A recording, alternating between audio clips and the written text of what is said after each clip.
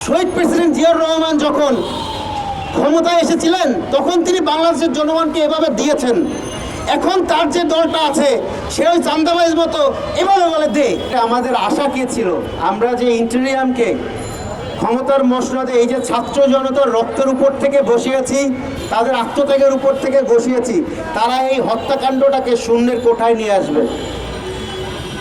আপনি অন্যায়কে যদি তিল পরিমাণে প্রশ্রয় দেন তাহলে সেটা বেড়ে কিন্তু এই পর্যন্ত ওঠে। আপনার কি উচিত ছিল, প্রথম এই স্বাধীন বাংলাদেশে 24 পরবর্তী স্বাধীন বাংলাদেশে প্রথম যে অপরাধটা সংগঠিত হয়েছে সেই অপরাধটাকে যদি আপনি একটা এক্সাম্পলারি উদাহরণ সৃষ্টি করতে পারতেন তাহলে কিন্তু অপরাধীরা আর কি করতো, সাহস করতো না এই অপরাধ করার জন্য। আজকে তারা প্রত্যেক জায়গায় চাঁদাবাজির আখড়া, মাদকের আখড়া, টেন্ডারবাজির আখড়া, প্রত্যেকটা পথে প্রান্তরে চাঁদাবাজি হয়। আমরা শহীদ প্রেসিডেন্ট জিয়াউর রহমান যখন ক্ষমতায় এসেছিলেন তখন তিনি বাংলাদেশের জনগণকে এভাবে দিয়েছেন।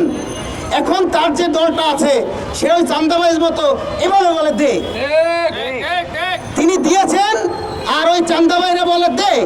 ওই দিন আমি রাস্তায় চা খাইতে গেছি, একজন ওই যে চান্দাবাইরে নিয়ে তো সবাই কথা চলতেছে ইউটিউবে, একজন বলতেছে চান্দাবাজি এখন আবার অস্ট্রেলিয়ায় গেছে, সে আবার ওইটা বলে আরে না চান্দাবাজ ও তো লন্ডন পালাইছে কবেই।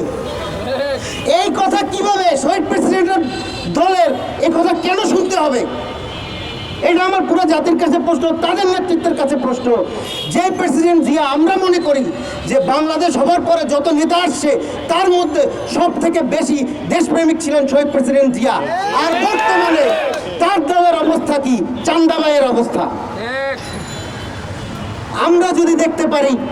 শুধুমাত্র তাই না, আমরা দেখেছি কিছুদিন আগের একজন লোক, কিছু নেতাকর্মী বলেছে তারা রাজনৈতিক চিন্তা ভাবনা করার জন্য সমুদ্র সৈকতে গিয়েছিলেন। এখন তাদেরই বন্ধু এই বিপ্লবী, একজন বিপ্লবী মাস্টার মাইন্ড, সে তথ্য উপদেষ্টার দায়িত্ব নিয়েছেন।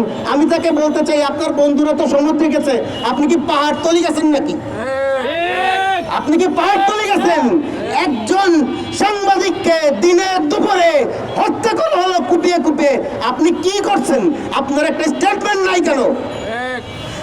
অথর্ব আমাদের স্বরাষ্ট্র উপদেষ্টা, সে গিয়ে জিজ্ঞেস করে খাইছো, বাবা মারে টাকা পাঠাও, ঠিক আছে ভালো কথা ভাই, আপনি এইসব জিজ্ঞেস করার জন্য কিন্তু আপনাকে ওই স্বরাষ্ট্র উপদেষ্টা বানানো হয় নাই, আপনাকে স্বরাষ্ট্র উপদেষ্টা বানানো হয়েছে এই রাষ্ট্রতন্ত্রের প্রশাসনটাকে ঠিক করার জন্য।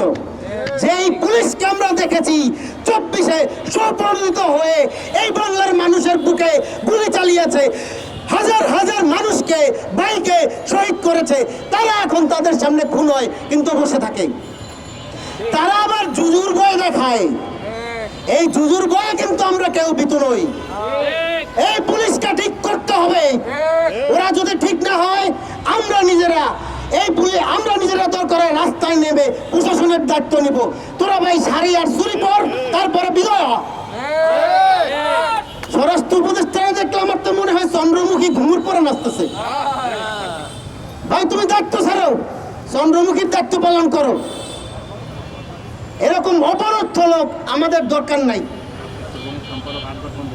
ডক্টর ইউনূস সাহেব, আপনাকে এখনো লোকজন পছন্দ করে। লোকজন একটা কথা বলে, সব শালা অথর্ব হইলেও, আমার ল্যাঙ্গুয়েজের জন্য মাফ করবেন, আসলে ভালো কথা আসে না, মুখ থেকে খারাপ কথা চলে আসে ওনাদের কার্যকলাপে, যে সব শালা খারাপ হইলেও আপনি ভালো আছেন।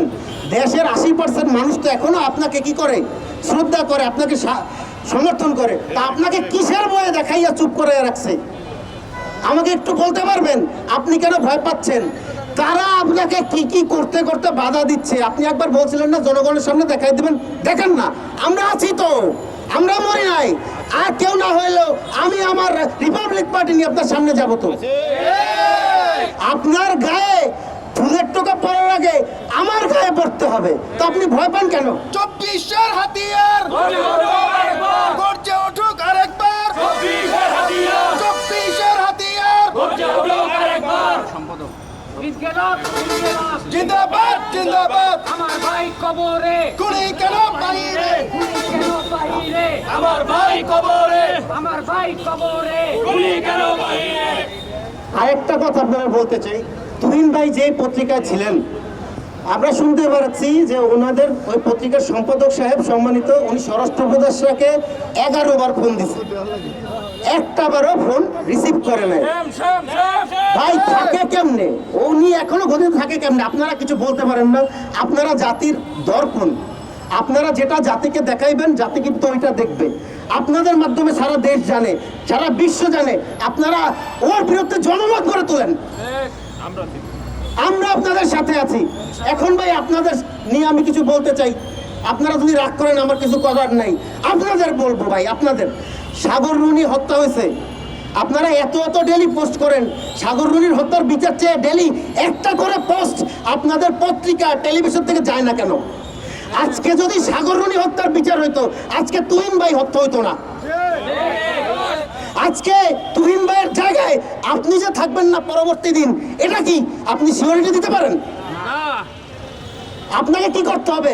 আইদার শাড়ি চুরি পরে আপনাকে সাংবাদিকতা করতে হবে, যেটা গত 16 বছর ওই যে আওয়ামী লীগ সরকারের আমলে করতে হয়েছে সামনে, না হয় সাহসিকতা নিয়ে সামনে আগায় যেতে হবে। কিন্তু আমরা আর একজনকেও তুহিন ভাই হইতে দিতে চাই না। দয়া করে আপনারা এমন এক জনমত গড়ে তোলেন যেই জনমত গড়ে তুললে এই যে ইন্টারিয়াম গভর্নমেন্ট আছে ওর ওই চেহারার নিচে সবসময় 5000 ডিগ্রি তাপমাত্রা অনুভব করে, যে জনগণের কাজ না করতে পারলে আমার পাশা পুড়ে যেতে পারে। ভাই আমার কথাকে কেউ খারাপভাবে নেবেন না, সমস্ত ক্ষোভ থেকে আজকের এখানে আসছি। 24-এর পরে কেন আবার হত্যাকাণ্ড দেখতে হবে? কেন চাঁদাবাজি দেখতে হবে? কেন এই রাহাজানি দেখতে হবে? কেন ক্ষমতার দোহাই রাখতে হবে? 24-এর সময় সবাই যেমন একসাথে হয়ে এই স্বৈরাচারকে তাড়াইছি, আবার সবাইকে একসাথে হওয়া যায় না? আমরা কেন স্বার্থপর?